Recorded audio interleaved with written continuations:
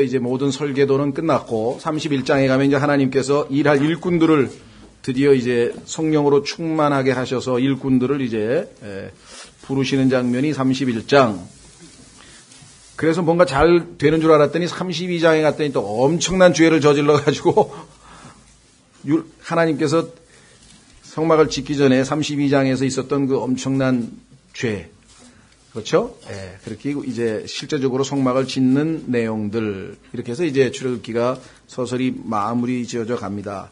사실 우리가 공부한 것들은 상당히 아주 기본적인 것만 타치를 했고요. 더 깊이 있는 내용들을 얼마든지 타치할 수 있는데 깊이 있는 내용들을 저희가 깊이 있게 다 다루지는 않은 이유는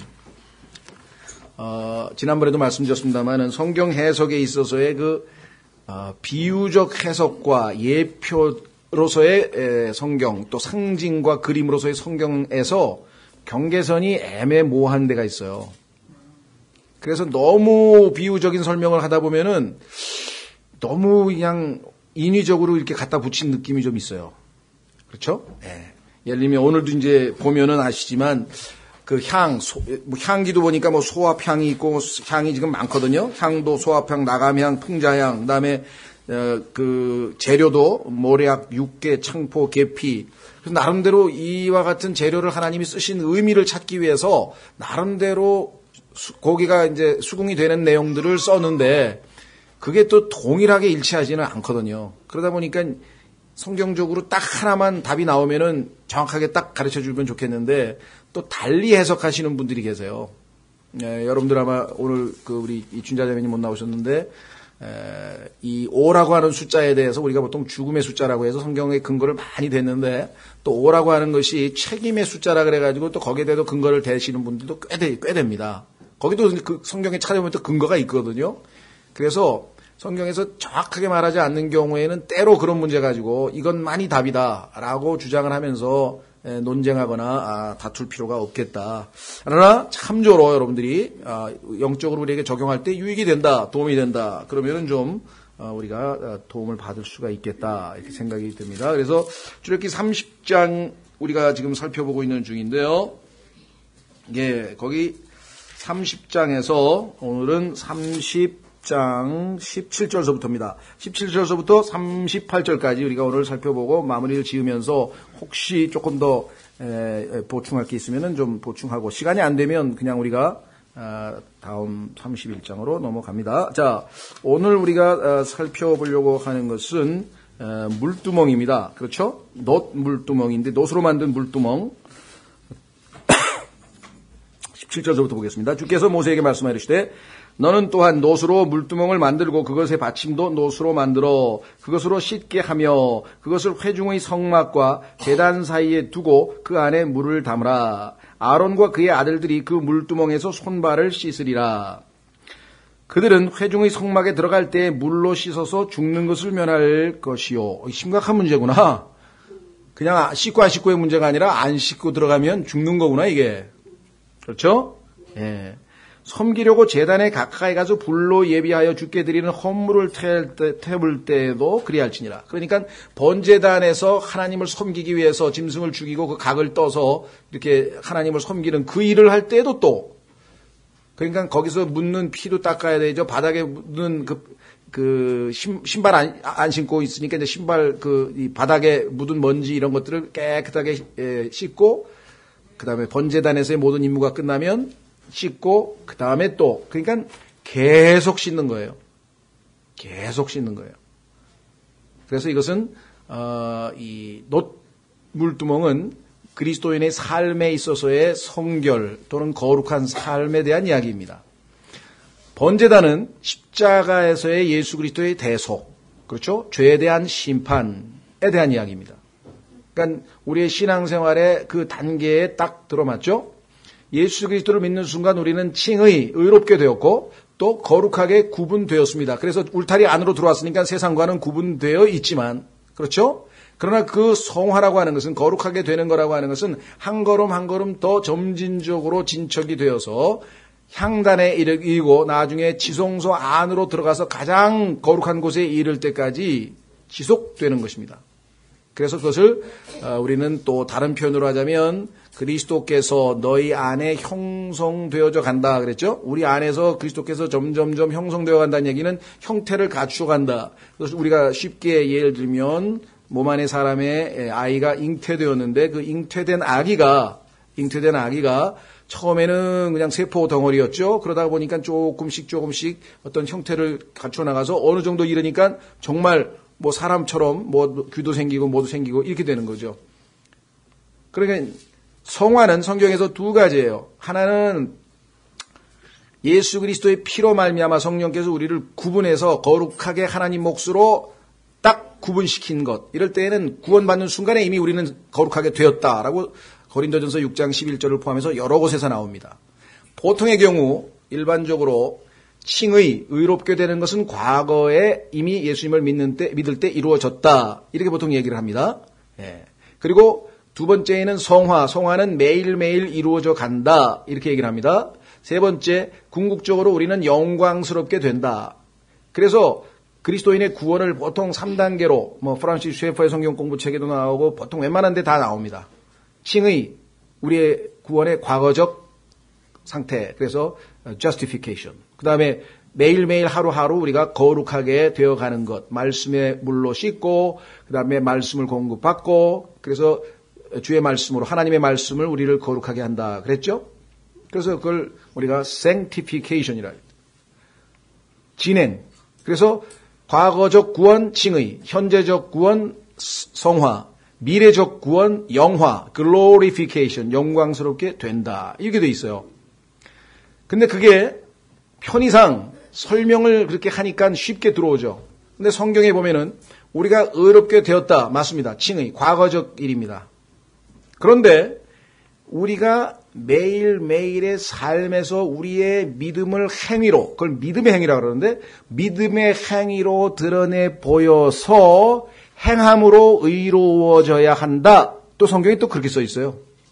그러니까 칭의라고 하는 것이 우리가 구원받을 때 하나님 앞에 법적으로 의롭다고 예수 그리스도의 피 때문에 씻음받고 예수 그리스도께서 우리의 의가 되셔서 우리가 예수 그리스도로 옷 입고 하나님 앞에 칭의를 선포받는 행위로 끝나는 게 아니라 그 이후에 우리는 그 의가 우리 안에서 이루어져야 된다는 것이죠. 로마서 8장 4절처럼. 그러니까 이제는 예수님이 이 땅에서 하나도 잘못되지 아니하고 완전하게 올바른 삶을 살았던 그 삶이 우리를 통해서 이루어질 때 사람들 앞에서 우리는 저 사람 하나님 앞에 의롭다함을 받은 사람이 맞구나라고 하는 것을 우리는 의롭다함을 받는다. 이건 사람으로부터 매일매일의 삶에서 의로운 믿음의 행위로 인정받는 것. 그러니까 칭의라고 하는 것도 단번에 끝나는 요소만 있는 게 아니에요. 또 다른 매일매일의 삶에서의 구성 요소가 있고 성화도 마찬가지예요. 하루하루 성화된다라고 하는 말을 했지만 사실은 성경에 보면 예수님을 믿는 순간 이미 우리는 거룩하게 되어 버렸다고 선언이 되어 있었거든요. 로마서 8장에 보면 이미 우리는 거룩하게 영광스럽게 되었다고 하나님께서 과거 시제로 써놨어요. 왜? 히브리서에 보니까 우리는 이미 단번 속죄를 통해서 하나님 앞에 완전하게 되었다라고 되어 있어요. 그런데 성경은 또 우리 보고 완전함을 향해 나아가라고 하는 것이에요. 이것을 구분하지 못하면 성경이 어마어마하게 혼동스럽습니다.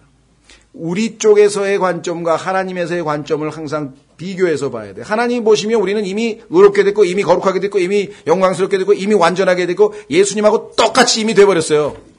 그래서 우리가 기도할 때 다 받아주시는 거예요. 우리 언제든지 그 지성소 앞으로 나갈 수 있는 거예요. 그럼에도 불구하고 그건 이제 하나님 앞에서의 우리의 위치고 우리의 매일매일의 삶의 현주소는 완성을 향해서 나아가니까 완전함을 향해 나아가라 이렇게 얘기를 하고 있는 거 아니에요. 그렇죠? 예. 자, 그래서 여기 보시면 20절 죽을 것을 면할 것이요 섬기려고 제단에 가까이 가서 불로 예비하여 죽게 드리는 헌물을 태울 때도 그리할지니라. 이와 같이 그들이 손발을 씻어서 죽는 것을 면할지니 그것은 그들에게 곧 그와 그의 씨에게 그들의 대대로 영원한 법규가 될지니라. 그러니까 놋제단은 칭의에 초점을 맞춰져 있고 그다음에 물두멍은 성화 깨끗하게 한다. 자, 비슷한 점은 뭐냐면 놋제단도 놋으로 만들었고 놋 물두멍도 놋으로 만들었습니다. 우리가 거룩하게 되든 우리가 의롭게 되든 모든 기초는 예수 그리스도께서 우리의 죄값을 대신 심판받은 죄의 심판이라고 하는 십자가 사건이 기초가 되어야 되겠죠. 그것 이외에 우리가 거룩하게 되고 우리가 의롭게 될 수 있는 다른 기반은, 다른 기초는 없다는 것이고, 그 다음에 이제 차이점이 있어요. 놋재단은 네모나게 생겼는데 물두멍은 둥그렇게 생겼어요. 그거 가지고 또 뭐 영적인 의미를 너무 많이 부여할 필요는 없습니다. 부여할 수도 있어요. 그러나 너무 그러지 마시고, 필요하면 우리가 도움을 받을 수도 있지만, 그 다음에 치수가 정해져 있는 반면에 물두멍에 대한 치수는 없습니다. 야, 그러니까 이거는 뭔가 의미가 있겠구나. 그 다음에 고리와 막대가 달려서 이동시키게 되어 있는데 여기는 고리와 막대도 없어요. 이동할 때에는 놋재단은 덮개를 덮어서 이동하게 되어 있는데 덮개도 없어요. 하나는 불이 타오르고 있는데 놋재단에서는 불. 그런데 물두멍에는 물이 담겨 있어요. 성화와 칭의를 두 가지를 염두에 두시면서 여러분들이 한번 의미를 부여해 보시면 좋겠습니다. 그렇죠? 자, 이와 같은 차이점을 우리가 좀 더 생각을 했으면 좋겠고요. 그러면 칭의를 나타내는, 성화를 나타내는 이 구절의 핵심적인 것은 무엇이냐? 씻는 겁니다. 씻는 것. 그렇죠? 그런데 이 씻는 것은 한마디로 얘기하면은 하나님 앞에 다가가기 위한 성결의 준비 작업이에요. 자, 시편 24편 4절 한번 보시십시오. 시편 24편 4절에 보시면 하나님께 나아갈 수 있는 자가 누구냐? 이렇게 써 있습니다. 시편 24편 4절.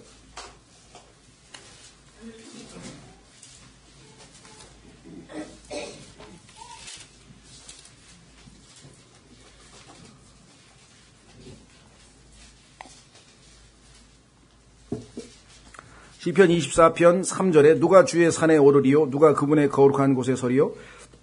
깨끗한 손과 순수한 마음을 가진 자 곧 헛된 것을 향해 자기 혼을 들지 아니하고 속임수로 맹세하지 아니한 자로다. 그래서 지금 우리가 가장 쉽게 이 물두멍을 설명할 수 있는 것은 예수 그리스도께서 요한복음 13장에서 소위 말하면 이 제자들의 발을 씻을 때에 해주신 말씀을 우리가 적용해 보면 물두멍이 왜 필요한지에 대해서 우리가 이해할 수가 있습니다. 한번 확인해 보겠습니다. 요한복음 13장.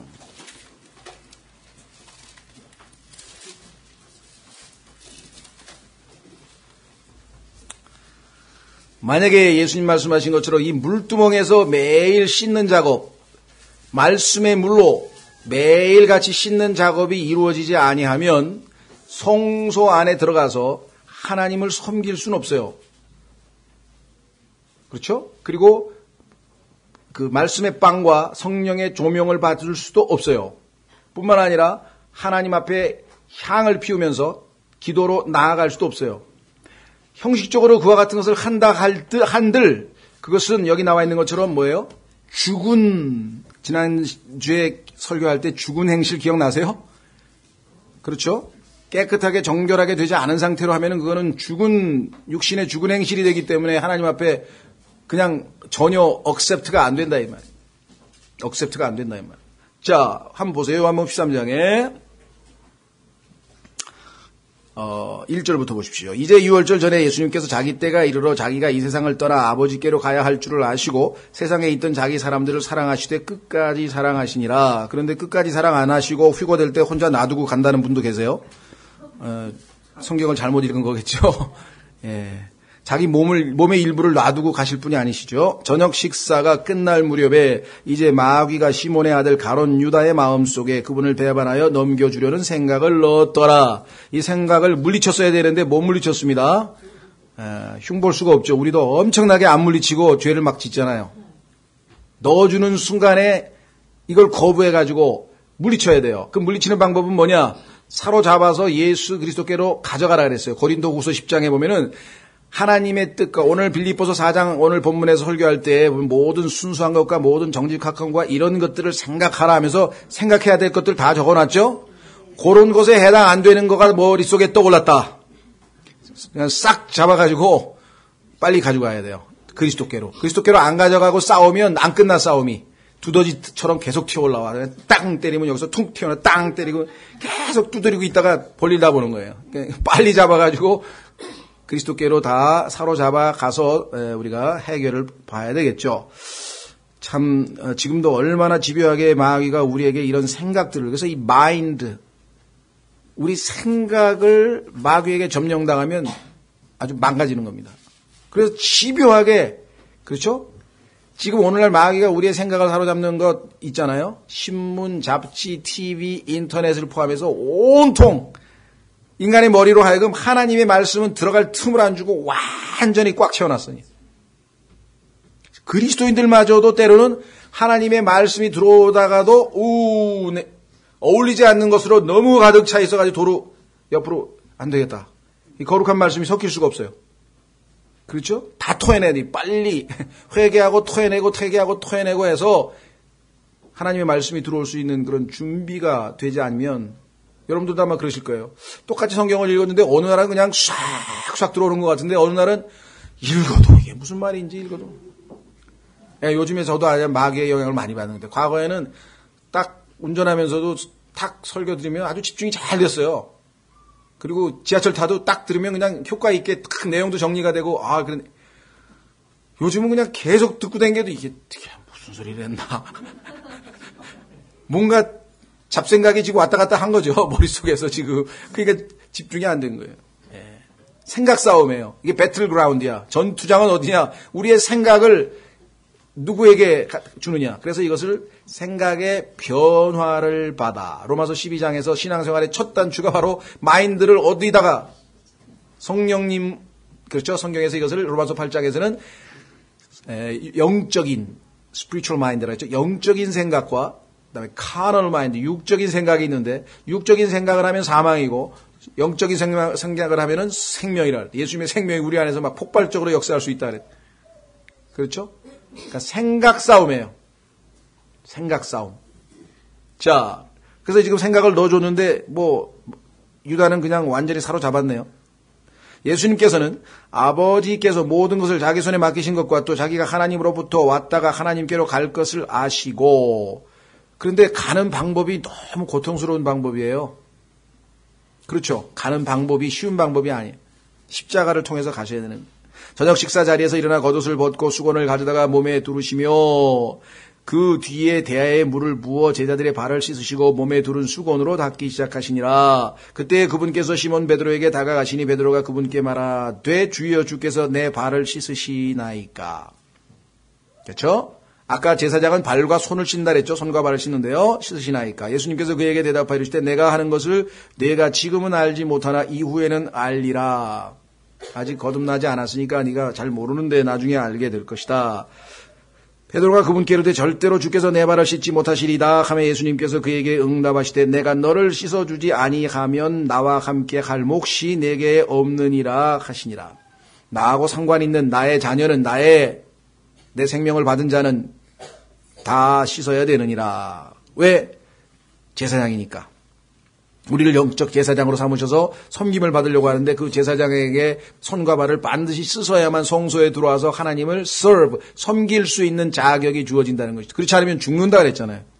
그렇지 않으면 죽는다 그랬죠.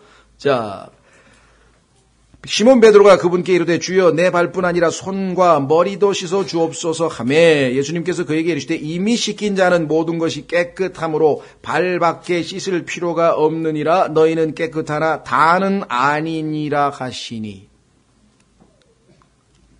이 말씀이 우리에게 곰곰이 생각해봐야 할 말씀 중에 하나죠. 네. 갈라디아서 보면 갈라디아서는 갈라디아에 있는 교회들에게 편지하노라 이렇게 성경이 써 있어요. 바울 서신 중에는 다 특정한 한 교회에 대해서 편지를 씁니다. 빌립보에 있는 교회, 빌립보 교회, 고린도에 있는 교회, 고린도 교회. 그런데 아니면 디모데, 디도 아니면 한 사람, 특정 사람에게. 그런데 딱 하나 갈라디아서라고 하는 책은 갈라디아에 있는 교회들에게 이렇게 돼 있어요. 그런데 성경에서 하나님의 교회 이렇게 단수로 받으면 주님의 몸된 우주적인 교회를 얘기할 때 씁니다. 그러니까 요즘에 있는 어떤 교단이 하나님의 교회라고 하는 명칭을 사용하는 것은 성경에서 도적질한 거죠. 그리고 해당도 안 돼요. 왜? 어떤 지역교회나 교단을 놓고 하나님의 교회라고 한 적이 없어요. 성경에서는. 하나님의 교회라고 할 때는 항상 주님의 몸된 교회 전체를 지칭할 때 쓰는 것이죠.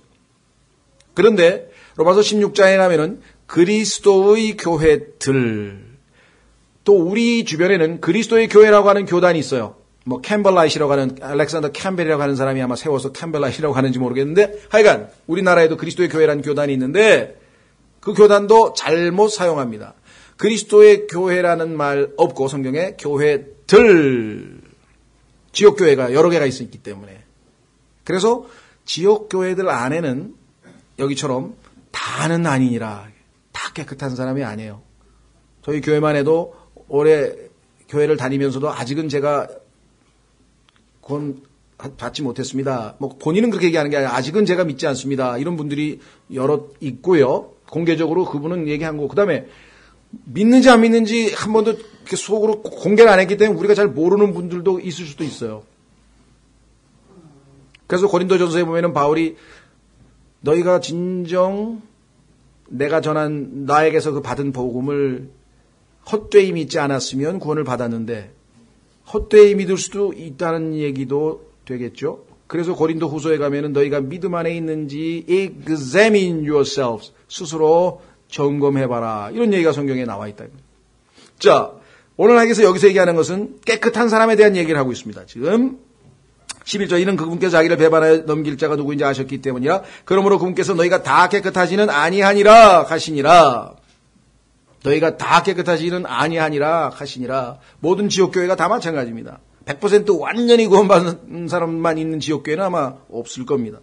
이는 그분께서 자기를 배반하여 넘길 자가 누구인지 아셨기 때문이라 했죠. 12절, 이처럼 그분께서 그들의 발을 씻어주시고 옷을 입으신 뒤에 다시 자리를 잡고 그들에게 이르시되 내가 너희에게 행한 것을 너희가 아느냐? 너희가 나를 선생과 주라 부르니 너희 말이 옳도다. 내가 그러하니라. 그런즉 너희 주와 선생인 내가 너희 발을 씻어주셨으되 너희도 서로 발을 씻어주는 것이 마땅하니라. 내가 너희에게 행한 것 같이 너희도 행하게 하려고 내가 너희에게 본보기를 보여주었노라. 잘못하면 예수 그리스도께서 본을 보이셨으니까 교황처럼, 교황이 지금 내일인가 오늘인가 세족식 한다고 발표가 났는데요. 예, 요거 그대로 한번 하겠다는 거예요. 자기가 이제 예수님의 후계자다. 뭐 예수님의 무슨 뭐다. 이걸 또 한번 알리려고 또 이것저것 뭐 베드로가 주지도 않은 반지를 막 끼기도 하고 막 그것도 베드로의 반지라고 막 예? 또 뭐 하여간 여기다가 막 어부처럼 무슨 뭐 또 물고기 뭐 하여간 흉내를 이것저것 내는데 그 중에 하나가 세족식이에요. 예, 뭐 누구 발을 씻어주는지 잘 모르겠는데 하여간 씻어준다 그러더라고요. 예수님께서 말씀하신 것이 그렇게 하라는 얘기는 아니라 그랬죠, 제가. 왜? 여기 나왔잖아요. 13절에, 뭐라 그래요? 15절에. 내가 너희에게 행한 것 같이, as I have done to you. as라 like라고 하는 것은 비교하는 겁니다. 비유하는 거예요. 그렇죠? 만약에 예수님께서 내가 너희에게 한 것을 하라고 얘기했으면은 what I have done. 이렇게 얘기를 했으면 우리도 세족식을 해야죠. 예수님이 발 씻긴 것을 그대로 했으니까. 그렇죠? 그런데 여기서는 지금 뭐라고 말씀하셨어요? as, 그러니까 비유죠.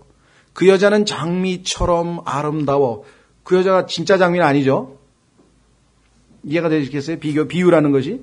뭐뭐처럼, 뭐뭐 같이. 그러니까 예수님께서 발을 씻기는 것처럼 우리는 어떻게 돼요? 하나님의 말씀의 물로 서로를 씻기는 것이에요. 말씀으로 교제할 때 서로를 씻기는 것이에요. 이것이 예수님께서 교회를 말씀의 물로 씻으시는 비결이에요. 교회 와서 설교만 듣는 게 아니라 형제자매들끼리 교제하는 가운데 서로가 서로의 말씀을 통해서, 말씀 안의 교제를 통해서 서로를 씻어주는 것입니다. 이것이 우리를 정결케 하고 깨끗하게 하는 것이죠. 한번 확인해 보겠습니다. 에베소서 5장 26절. 에베소서 5장 26절.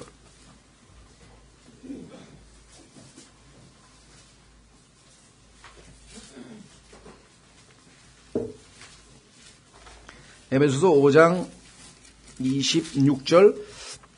이것은 그분께서 말씀을 통해 물로 씻음으로 교회를 거룩히 구별하고 정결하게 하려 하심이요.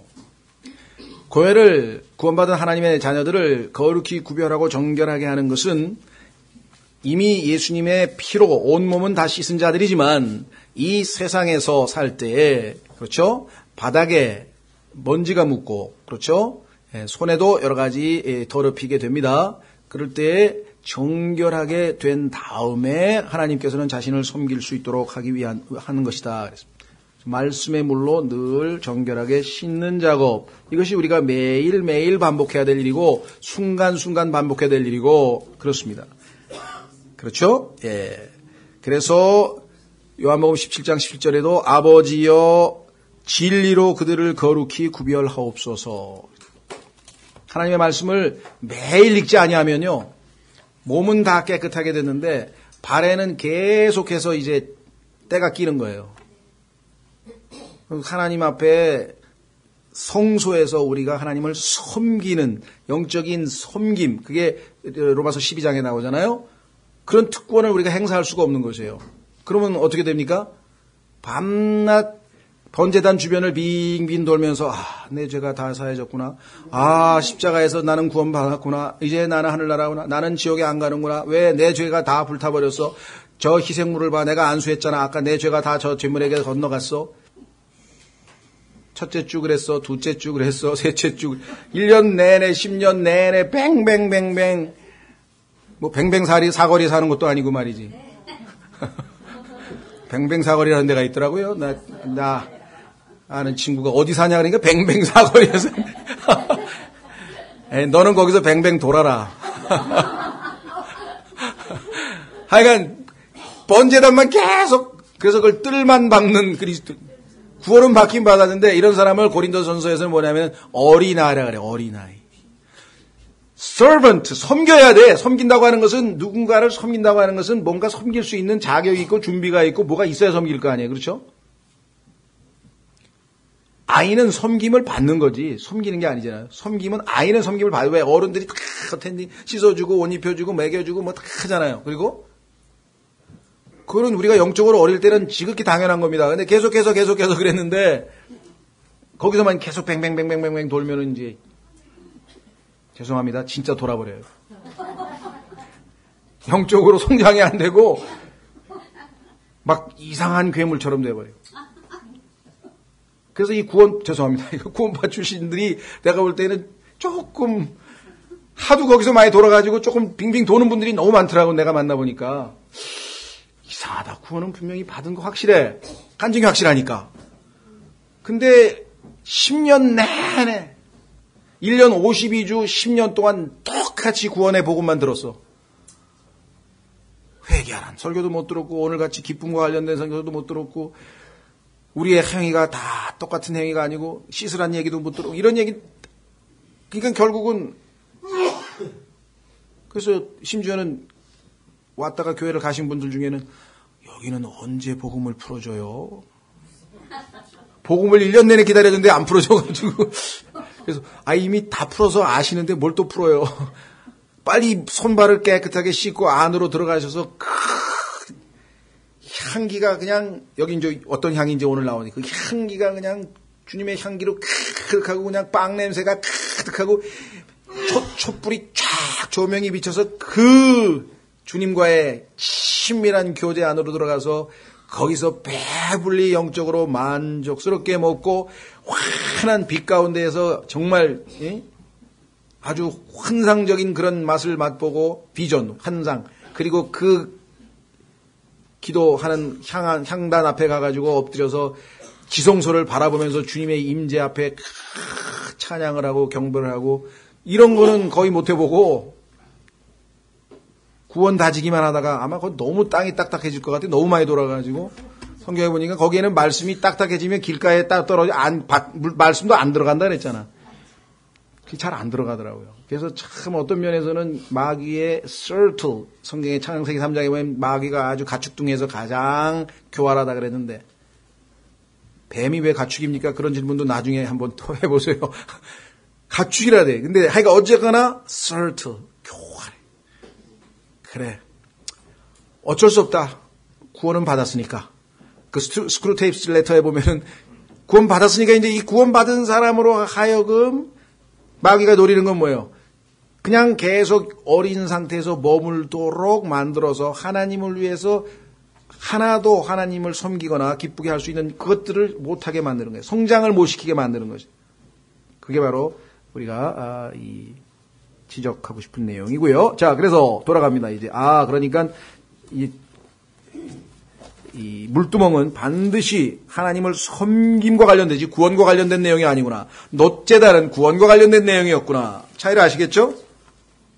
네. 예, 그렇습니다.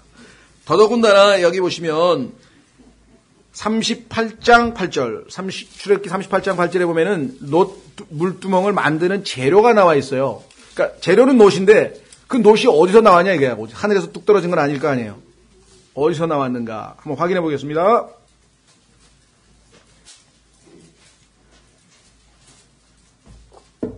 출애굽기 38장 8절 그가 놋으로 물두멍을 만들고 그것의 받침도 놋으로 만들었으니 곧 회중의 성막문에 모인 여인들의 거울들로 그것을 만들었더라. 형제님들은 나는 해당 안 되네. 해당이 되죠. 우리도 여자입니다. 영적으로는 우리 다 여자거든요. 예수님이 남편이고 우리 다 여인들이에요. 여인들. 우리가 다 여인입니다. 예. 그래서 우리가 영적인 관점에서 보면은 다 예수 그리스도가 신랑이고 우리가 신부 입장에서 이것을 생각을 해야 되는데 거울은 아시다시피 그렇게 흔한 물건이 아니었잖아요. 옛날 시절에는 상당히 고귀한 겁니다. 이거 헌신되지 아니하면 바치지 아니하면 이건 못 만들어집니다. 이거. 예? 상당한 헌신이 있었다는 것을 꼭 기억하셔야 되겠고요. 자, 그런데 그 거울에 가서 이렇게 보면은요. 옛날 거울이니까 놋 거울이니까 얼마만큼 아주 자기가 잘 비칠 줄은 모르지만 어쨌거나 자기 모습이 비쳐요. 그렇죠? 예, 이렇게 들여다보면 자기 모습이 다 비치게 돼 있다. 그렇죠? 예, 그래서 성경에 보니까 이 거울이 말씀의 물로 우리를 씻을 뿐만 아니라 거울은 우리로 하여금 비춰서 우리 자신을 보게 만들잖아요. 그래서 하나님의 말씀은 씻을 뿐만 아니라 우리 자신을 바라볼 수 있게끔 해주는구나. 그게 야고보서에 써 있어요. 한번 확인해 보겠습니다. 그래서 여러분들이 성경을 읽다 보면 이 속에 내가 있네. 성경 보면서 자기를 못 발견한 사람은 거울이 좀 더러운 거예요. 닦으셔야죠. 거울을 좀 더 닦으셔야 돼요. 거울 속에 비친 자기 모습을 보게 되는 거예요. 자기가 드러나 있어요. 그렇죠? 네. 어떤 분이 나중에 그랬다잖아요. 교회를 구원받기 전에 도대체 교회란 데가 어떤 데인가 하고 살금살금 가가지고 더 뒤에 숨어가지고 몰래 이러는데 전부 자기 얘기만 하더라는 거예요. 그냥 너무 놀래가지고 네? 나중에 가가지고 그 목사 점쟁인 줄 알고 찾아가서 물어봤대잖아요. 아니 어떻게 저에 대해서 그렇게 잘하세요? 어떻게 그렇게 저에 대해서 잘하세요? 성경을 읽으면서 자기 자신을 발견하지 못하면 그건 바로 우리가 이 속에 들어있습니다. 자, 확인해 보겠습니다. 야고보서 1장. 야고보서 1장. 21절. 야고보서 1장 21절. 그러므로 모든 더러움과 넘치는 악을 내버리고 접붙여진 말씀 곧 능히 너희 혼을 구원할 수 있는 말씀을 온유함으로 받으라. 오직 너희는 말씀을 행하는 자가 되고 듣기만 하여 너희 자신을 속이는 자가 되지 말라. 누구든지 말씀을 듣고 행하지 아니하는 자는 거울로 자기의 본래 얼굴을 들여다보는 사람과 같으니라. 그는 자기를 바라보고 자기 길로 가서 자기가 어떤 사람인지 즉시 잊어버리거니와. 이러면 이게 성경을 읽고 설교를 듣고 뭘 해도 아무 효과가 없는 것이에요. 그렇죠? 아마 이 세상에서 가장 생산성 없는 것 중에 하나가 설교 같아요. 여러분 어떠세요? 어떤 사람은 무슨 강연회 가가지고, 어떤 강연회 가가지고 어떤 사람이 무슨 이렇게 뭐 강연하는 걸 듣고 그냥 막 자기 인생이 바뀌었다 그러고 뭐 진로가 바뀌었다 그러고 막 감탄하고 막 이런 사람들 많아요. 요즘 보니까. 그렇죠? 네. 그런데 설교를 그렇게 매주 들었는데 별로 변화된 게 없다 그러면 이게 뭐가 좀 물론 내적인 변화니까 잘 안 보이겠지만 자, 여기 보시면 뭐라고 했나 보세요. 25절. 누구든지 자유롭게 하는 완전한 법을 들여다보며, 완전하게 하는 법이 거울로 나와 있죠. 들여다보며 그 안에 거하는 자는 듣고 잊어버리는 자가 아니요 말씀을 듣고 그 안에 거해야지. 너희가 내 안에, 내 말 안에, 내 예수님의 말씀 안에 거하면, 말씀이 너희 안에 거하면 머물러 있어야 되는데 딱 듣는 순간에 우리의 마음밭이 좋은 밭이 아니면 어떻게 됩니까? 마귀가 날아가는 새처럼 휘 날아다니죠. 성경에 보니까 마귀가 날아가는 새로 나와 있어요. 그 다음에 파리들로 나와 있어요. 모기들로 나와 있어요. 하여간 날아다니면서 이렇게 보고 있다가 탁 채가 버린단 말이에요. 그죠? 씨앗을 쫙 뿌려놨더니 참새들이 지나가다가 오, 내 밥 저기 있네 하는데 쫙 찍어 먹잖아요. 그죠? 그게 지금 마귀가 하나님의 말씀을 받았을 때 우리 마음밭에서 다 채가는 것을 예수님이 그렇게 설명하셨어요. 예, 쉽죠? 그렇죠? 예수님은 항상 뭐뭐처럼, 뭐뭐같이, 뭐뭐처럼, 뭐뭐같이 그러면 쉽게 이해가 되잖아요. 그렇죠? 예, 비유도 다 그렇게 쓰신 거예요. 그래서 가장 가르치기 좋으신 방법이 뭐냐면 비유법이에요. 예, 항상 예수님께서 그래서 비유. 그렇죠? 예. 자, 여기 뭐라고 되어 있습니까? 그 일을 행하는 자니 이 사람은 자기에게 행하는 중요합니다. 뭐에서 복을 받는다고요? 예. 여러분이 순종해서 주님의 이 일을 하면 in his deed. 그가 행하는 행위 가운데 하나님의 복이 임한다 이 말. 그렇죠? 주님을 섬길 때 얼마나 기쁨이 있습니까? 그렇죠? 내가 사랑하는 사람을 위해서 뭔가를 희생하고 있다 내가 지금. 내가 이걸 하면 그분이 너무너무 기뻐할 것 같다. 얼마나 복되겠어요. 그 하는 일이. 기쁨이 있을 거야. 근데 억지로 해. 이거 안 하면 월급 안 줄 테지. 해야지. 참아야지. 이렇게 하는 거하고 내가 이걸 하면 사장님이 요번에 생산성이 많이 높아지고 불량품도 줄었다. 막 기뻐하는 모습을 보면 나도 너무 기쁠 것 같아. 그렇게 일하는 노동자가 있다면 얼마나 좋겠어요. 그렇죠? 교회에서 섬김도 마찬가지라 그랬잖아요. 예수님께서 원하시는 것이 바로 그런 섬김이라는 것이에요. 왜? 이 사람은 자기가 행하는 일에서 복을 받으리라. 하나님의 축복이 약속이 되어 있잖아요, 여기 지금. 그렇죠? 자, 그래서 우리는 출애굽기 30장 이제 넘어갑니다. 그 다음으로. 이제 물두멍에 대해서 이거 말고도 엄청나게 이런저런 얘기 많이 할 수 있지만 여러분들 핵심적인 것들을 일단 염두에 두시고 요한일서 1장에 나와 있는 씻음, 그렇죠? 말씀으로 죄 씻음 아시죠? 예수님의 보혈로 단회적으로 딱 깨끗하게 됐지만 우리의 몸 전체가 그러나 매일 손발을 씻어야 된다고 하는 사실, 말씀의 물로 우리가 계속 씻어야만 정결케 된다는 사실, 그것이 바로 물두멍에서 얻을 수 있는 교훈이고요. 그 다음에 22절서부터 또 주께서 모세에게 말씀하여 이르시되 너는 또한 으뜸 가는 향료를 취하되 순수한 모략 500세겔과 그 절반만큼의 향기로운 육개 250세겔과 향기로운 창포 250세겔과 성소의 세겔에 따라 계피 500세겔과 올리브 기름 1흰을 취하여. 지금 5가지가 재료가 들어가 있네요. 그렇죠? 그것으로 거룩한 기름을 만들되 약제사의 제조법대로 기름 혼합물을 만들라. 섞었네요. 그것은 기름 부음에 쓸 거룩한 기름이 되리라. 너는 그것으로 회중의 성막과 증언궤에 바르고 상과 그것의 모든 기구와 등잔대와 그것의 기구들과 분향제단과 번제 헌물 제단과 그것의 모든 기구와 물두멍과 그것의 받침에 발라. 지금까지 우리가 출애굽기 24장, 25장서부터 설명했던 모든 기구들에게 다 기름을 발라야 돼요.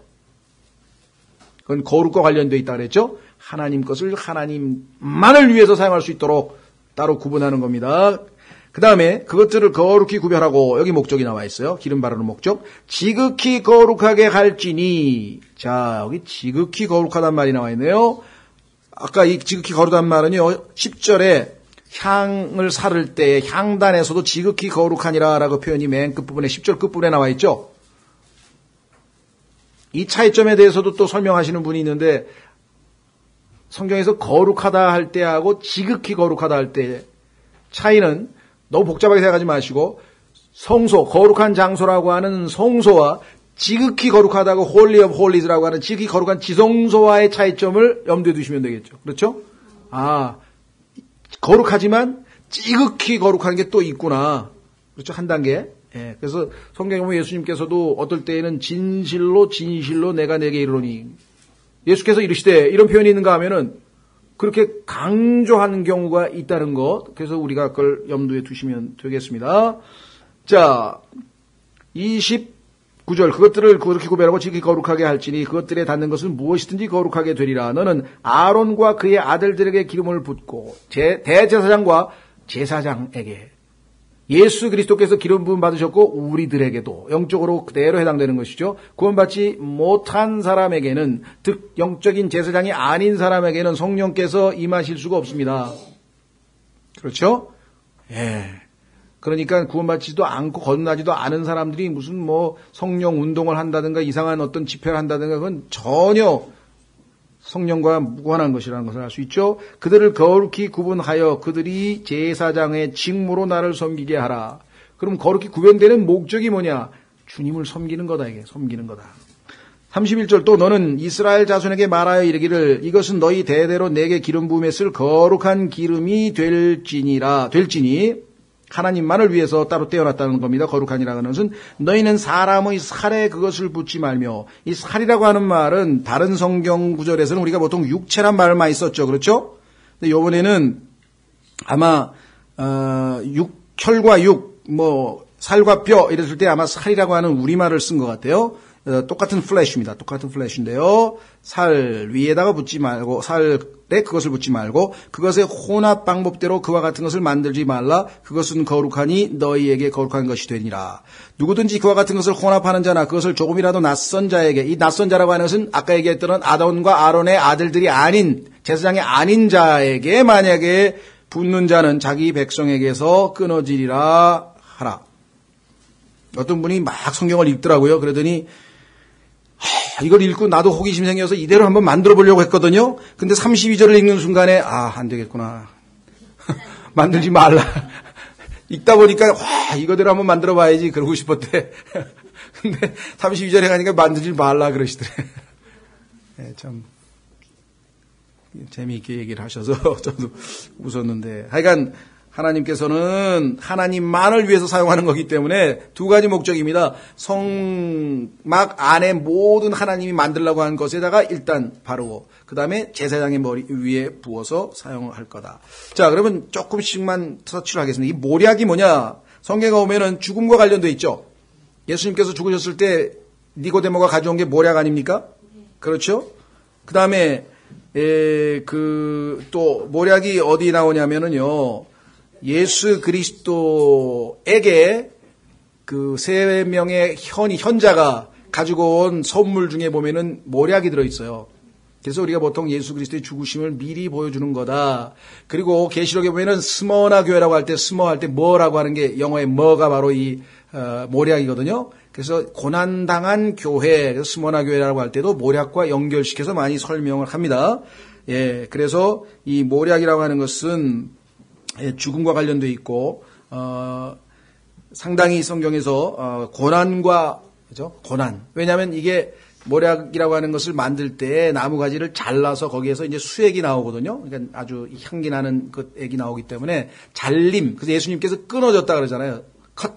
잘렸다는 표현이 예수님 십자가의 사건을 두고 이사야서 53장에서 쓰는 단어가 끊어졌다, 잘렸다 이런 표현을 쓰거든요. 그래서 성경으로 비교해 보면은 그런 의미를 우리가 어느 정도 찾아낼 수 있습니다. 그래서 우리가 보통 이 고난 또는 죽음, 그다음에 육계에 대해서도 우리가 여러 가지 의미를 이렇게 설명하는 분이 있는데, 일단 하여간 이것도 6에서 10m 되는 높은 어떤 나무에서 껍질에서 뽑아내는 향료다. 일단은 뭐 그건데, 이 향료가 어떤 의미냐? 어떤 분은 뭐 부활이라고, 어떤 분은 뭐 죽음의 달콤한 효능이라고 그러고 뭐 여러 가지 설명을 하는데, 우리가 추정해서 그렇게 설명을 해서 이게 이 속에 예수님에 관한 모든 것들이 다 들어있어서 정말 하나님 앞에 향이 돼서 올라간다라고 우리가 영적으로 설명을 해도 괜찮겠습니다. 그러나 답을 하나 딱 정해서 육계는 무엇을 상징하는가 이렇게 답을 적을 수는 없다는 것이죠. 창포. 세 번째는 상포인데, 이거는요, 늪이나 진흙 위에서 위를 향해 자라나는 갈대에서 얻어진답니다. 갈대에서 얻어지는 건데, 위로 올라간다 그러기 때문에 이것은 부활을 상징한다. 또 이렇게 설명하는 분도 있어요.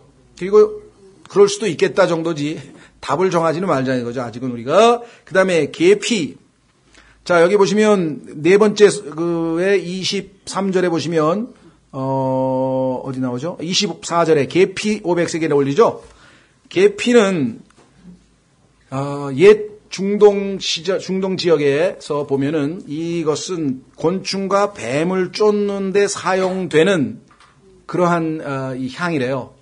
우리도 모기향 피우잖아요. 그런 것처럼 이 계피 향을 피우면 아마 이게 했나 봐. 그래서 부활의 권능으로 마귀를 쫓는 것을 의미한다. 뭐 이렇게 설명하시는 분도 있어요. 저도 뭐 그렇게 해석을 해도 의미가 좀 되니까. 그러나 그것만이 답이다. 이렇게 또 주장하기는 좀 그렇죠. 그래서 그런 해석들은 우리가 그냥 참조 정도를 해야지 성경으로 정확하게 입증된 교리적인 적용을 우리가 할 수는 없다. 그래서 설교는 할 수 있지만 교리로 성경을 공부할 수는 없는 거고요.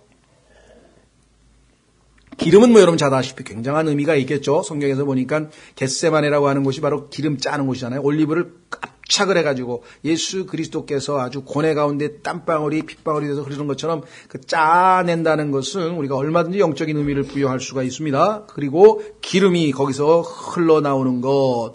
그래서 이 모든 것들을 다 5가지를 섞어서 그것을 이제 만들어가지고 섞어가지고 완전히 이걸 뭐라고 표현해야 되나? 합성유라고 해야 되나? 하여간 합쳐서 5가지 요소가 들어있는 것으로 기름을 바른다.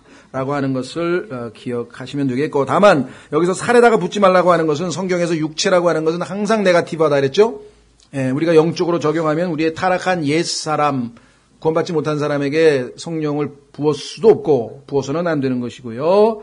그 다음에 여기서 만들지 말라라고 하는 것은 육신을 가지고 하나님이 기뻐하시는 섬김을 우리가 할 수는 없다. 이런 것들은 영적으로 충분히 우리가 적용할 수 있는, 그렇죠? 더 이상 선을 넘어가지는 않았으면 좋겠다. 자, 마지막으로 오늘 34절부터 38절까지 거룩한 향인데요. 자, 아까 향단, 금으로 만든 향재단에 대해서 우리가 공부를 했고, 그렇죠? 그 향재단에서 태울 향은 어떻게 만들 거냐? 그 향에 대한 얘기입니다. 예. 지난번에 얘기한 거는 하드웨어고 오늘은 이제 소프트웨어를 만들어야 될 거 아니에요. 그래야 이게 뭐가 돌아갈 거 아니에요. 요즘 용어로 맞나요? 난 지금 하도 제가 시대에 뒤떨어진 사람이 돼가지고. 예. 자, 그래서 34절 주께서 모세에게 이르시되 너는 향기로운 향료와 소합향과 나감향과 풍자향을 취하고 이 향료들을 순수한 유향에 섞되 각각 같은 무게로 넣어 섞으며.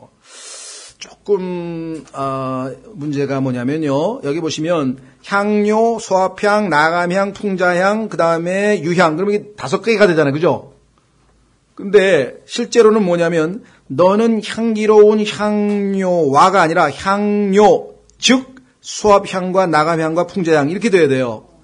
왜냐하면 이게 these sweet spices 하고 복수로 나오잖아요. 그렇죠? 예, 너는 향기로운 향료, 즉 소합, 나감, 풍자향을 취하고 그 다음에 유향 이게 4가지가 이렇게 들어가게 되겠죠. 그렇죠?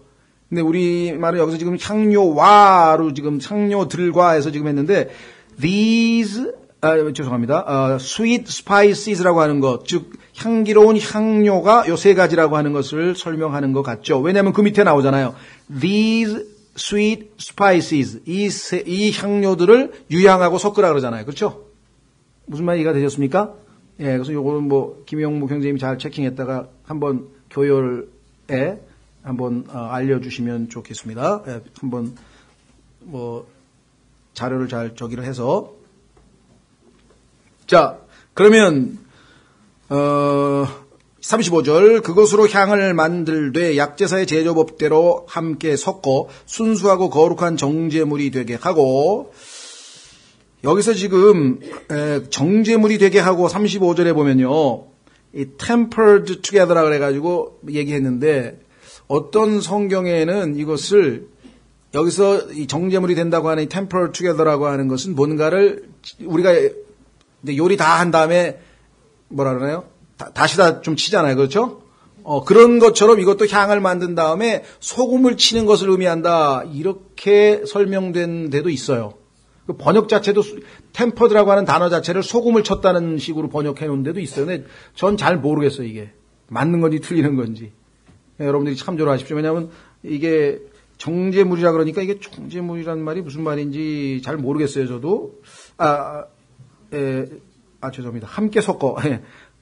정제물이 아니라 앞에 나와 있는 함께 섞어라 그랬죠? 제조법대로 함께 섞을 때 이 함께 섞어라고 하는 표현이 뭘 섞느냐? 소금을 섞었다고 주장하는 그런 글이 나와 있는 게 있더라고요. 근데 제 능력으로는 이게 맞는 건지 안 맞는 건지는 잘 모르겠고요. 그래서 혹시 그런 거 나오면은 일단은 유보시켜서 우리가 여기 자체에는 지금 소금이란 말이 없으니까.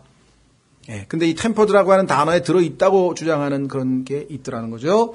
자, 그 다음에 이제 말씀드린 것처럼 세 가지 향료는 삼위일체를 나타내고 순수한 유향은 더해져서 사를 나타내서 예수님의 인성을 나타낸다. 막 이렇게 또 굉장히 막 너무 풍유적으로 막 비유적으로 갖다 붙이는 경우도 있어요. 근데 그게 여러분에게 유익이 되고 좀 도움이 되면 그냥 참고로 하시고요.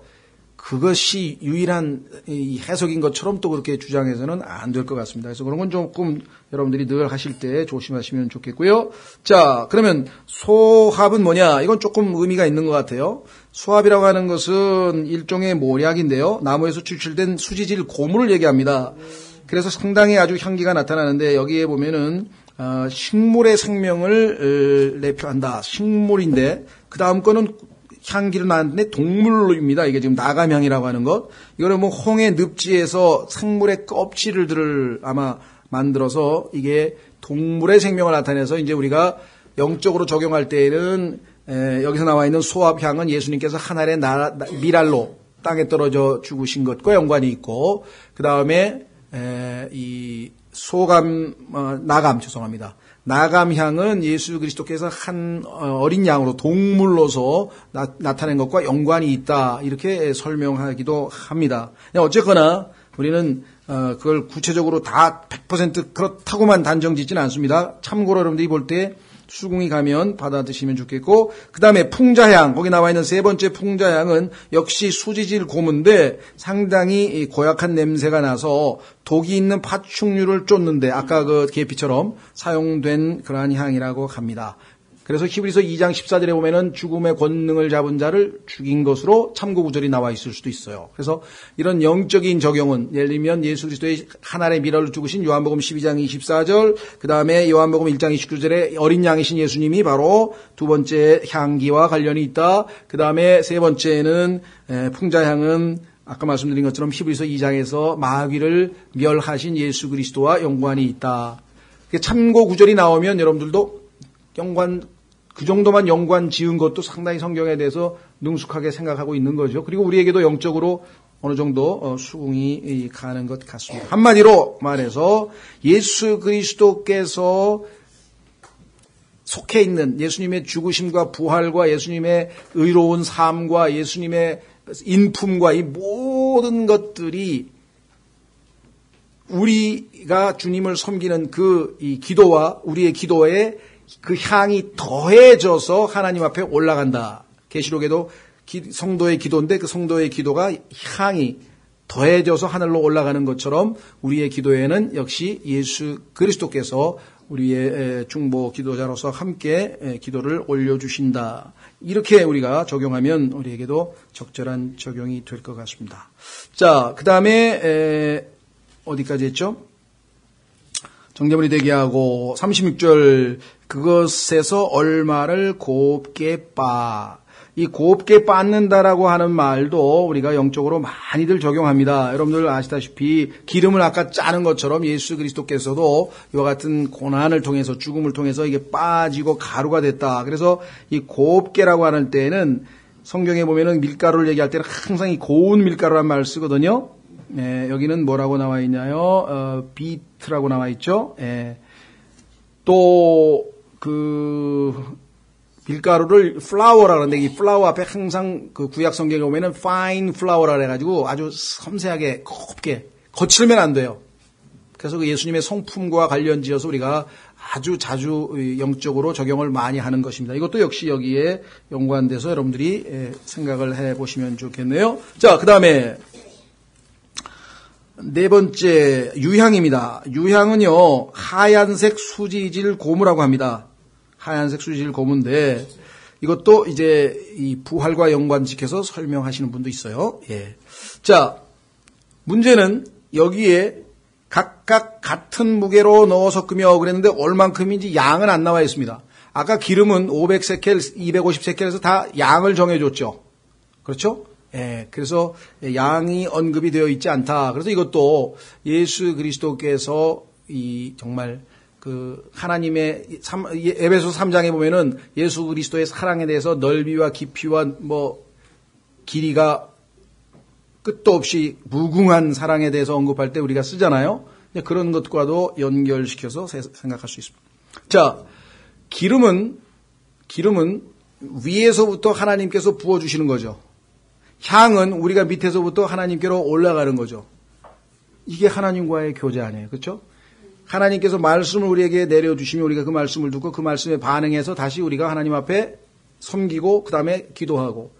그래서 이 수직관계, 아까도 얘기했지만 오늘 설교의 전체 내용의 핵심이 뭐냐? 하나님과의 우리와의 관계다. 이게. 로마서 1장에서 보면은 하나님께서 하늘로부터 하나님의 진노가 하늘로부터 계시된다 그랬어요. 그래서 지금 믿지 않는 사람들 머리 위에 다 놓여 있다 그랬어요. 근데 왜 계시됐냐 이게? 두 가지 때문에 그랬어요. ungodliness, 경건치 아니함. 하나님과 우리와의 관계에서 우리가 하나님 앞에 제대로 하나님 대접을 못 해드린 것, 거룩지 못한 것, 의롭지 못한 것, 하나님의 말씀을 어긴 것, 하나님의 사랑에 반응하지 않은 것, 뭐가 됐든지 간에 하나님 앞에서 우리가 하나님답지 못하게 하나님 앞에 뭐 하나님의 뜻에 하나님 스타일에 하나님과 뭔가 하여간 겉도는 하나님하고 안 맞는 이 모든 것으로 인해서 하나님이 진노하셨고, 두 번째는 unrighteousness, 불이라고 하는 것은 인간관계를 나타내는 것이에요. 나의 어머니는 아버지, 어머님, 부모님은 부모님답게 내가 대접을 해야 되고 자식은 자식답게 해야 되는데 성경에 보니까 자식을 노엽게 하지 말라. 왜? 자식을 노엽게 하는 부모님도 많이 계시거든요. 또 부모님을 공경하라 그랬는데 공경하지 않는 자녀들 수두룩하거든요. 그 다음에 친구를 친구답게 돼야 되는데, 그렇죠? 아내를 아내답게 돼야 되는데, 남편을 남편답게 돼야 되는데, 전부 다 하나님이 보시니까 다 not right, 옳지가 않아. 순종하는 것 같지만 속으로는 하고 픽 웃으면서 아주 빈정대고, 남편도 아내를 사랑한 것 같지만 속으로 저걸 그냥 이거 하면서 쓴뿌리가 가득 차가지고 그걸 하나님께서 하늘에서 이렇게 내려다보시니까 하나님의 진노는 딱 두 가지뿐이에요. 그럼 구원받으면 어떻게 돼요? 그 두 가지가 회복이 돼야 되는 거야. 하나님과의 관계, 사람과의 관계. 그게 사실 성경 전부예요. 예수님도 말씀하셨잖아요. 십계명? 그거 뭐야? 하나님을 내 뜻과 마음과 생각과 혼을 다해 사랑하라. 근데 사랑 안 했어. 진노하셨어. 내 이웃을 내 몸과 같이 사랑하라. 사랑 안 했어. 진노하셨어. 사실 이렇게 간단한 거예요. 이 세상에서 모든 죄는 다 어디서 나옵니까? 하나님을 하나님으로 인정하지 않는 것과 같은 동료 인간을 동료로서 사랑하지 않는 것. 그 두 가지가 전부 다 모든 죄, 거기서 뭐 살인도 나오고 뭐도 나오고 뭐 뭔가 것들이 종류가 많아서 그렇지 실제적으로 뿌리는 딱 두 가지라니까요. 그러니까 하나님께서 진노하셨는데 그 진노하신 이유가 딱 두 가지밖에 안 나오잖아요. 불경건과 불의. 로마서 1장에서 여러분들, 저는요 로마서 한 10번 가르친 것 같고, 공부만 한 게 아니라 10번을 가르친 것 같고, 그렇게 오랫동안 로마서를 여러 번 읽었는데 그거에 그렇게 주목을 안 해봤어요. 그냥 당연히 뭐 그 불경건과 뭐. 근데 어느 날 보니까 이게 굉장히 중요한 것 같아. 또 묵상하고 또 보니까 나중에 보니까 두 가지 큰 계명과도 연관이 돼 있구나. 그렇죠? 그게 구약 전부라 그랬잖아요. 율법과 대언자 전부가 다 그거라 그랬잖아요. 예수님께서도 결국은 이 땅에서 뭘 얘기했어요? 계시록에서도 마지막 떠나시면서 에베소 교회 사람들에게 내 첫 사랑을 버렸노라. 결국은 하나님 사랑 안 한다는 거야. 그런 사람은 이웃도 안 사랑한다는 거야. 회개하고 하나님 사랑하고 이웃 사랑하라는 거야. 예수님이 오시면 다스리는 나라가 뭐예요? 전부 다 하나님을 바로 하나님으로 인정하고 형제자매들이 다 이웃들이 다 제대로 된 하나님의 형상대로 지음받은 인간으로서 바르게 대하는 그게 righteousness라는 거예요. 그렇죠? 예.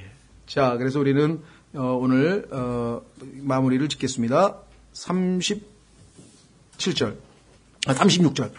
중요한 말씀이 나왔네요. 그것에서 얼마를 곱게 봐 내가 너와 만날 회중의 성막 안에 있는 증언 앞에 두라. 그것은 너에게 지극히 거룩한 것이 되리라. 지성소에서 하나님이 만나주시는데요. 그 앞에 이 향을 피울 바로 그 장소에서 또 만나주세요. 실제적으로 향을 피우는 향단은 성소 안에 있습니다. 그래서 예수님께서 죽으실 때 위로부터 아래에서 찢겨나갔던 그 커튼 있죠? 그 휘장 그 바로 앞에 있어요. 삼각형으로, 정삼각형으로 해서 향단이 있고, 그 다음에 이 등잔대가 있고, 그 다음에 빵 차려놓은 상이 있어요. 이렇게.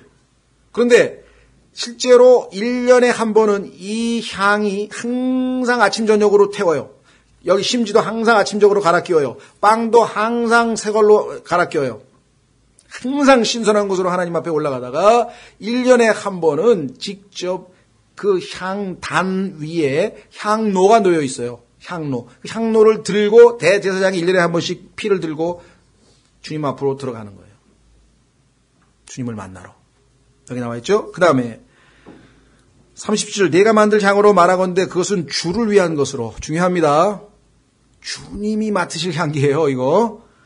내게 거룩한 것이 되리니 너희는 그것의 혼합 방법대로 너희를 위하여 만들지 말지니라. 누구든지 냄새를 맡으려고 그와 같은 것을 만드는 자는 자기 백성에서 끊어지리라. 하나님께서 자신만을 위해서 거룩하게 해놓은 것들을 우리가 손대서는 안 되겠다. 그렇습니다. 예, 그래서 우리가 더 구체적으로 아주 이 공부를 할 수도 있지만 아까도 말씀드린 것처럼 너무 이 의미를 유향서부터 이 재료서부터 치수서부터 다 의미를 부여하게 되면 그게 틀린 건 아니지만 과연 그 한 가지 해석만 나올 수 있을 것인가를 놓고 우리가 좀 조심스럽기 때문에 영적인 교훈을 얻는 이 정도에서 우리가 마치겠습니다. 다음 시간에는 이제 우리가 기술자들 하나님께서 성령으로 충만하게 해서 뽑는 장면서부터 이제 시작하겠습니다. 다 같이 일어나셔서